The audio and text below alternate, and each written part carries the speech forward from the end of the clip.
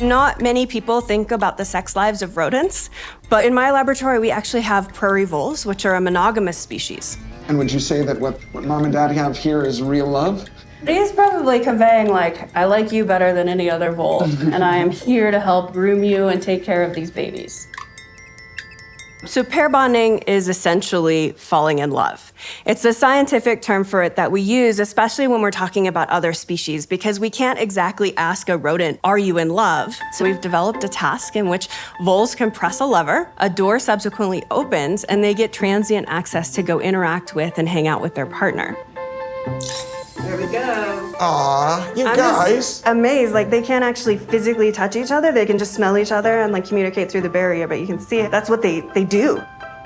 Each successive trial, they have to press the lever more times in order to gain access. So that lets you measure kind of how much they love their partner? If you measure love in effort, then yes.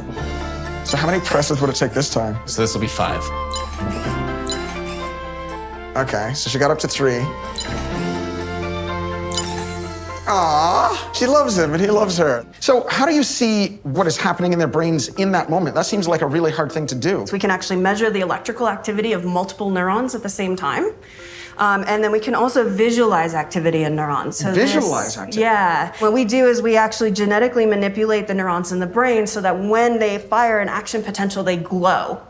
And then we actually have a little microscope that sits on top of their head and peers into their brain. And so then on the computer screen, what you see is an image of all these neurons firing. Right. Do they experience heartbreak like we do when they lose their monogamous partner? Do they seem bothered by it? Is it a problem for them? So one of the things you can do is you can take this vole and you can put them into the same place where they've previously been able to like hang out with their partner. They expect their partner to be there because it creates a task in which we know that they are anticipating access to their partner.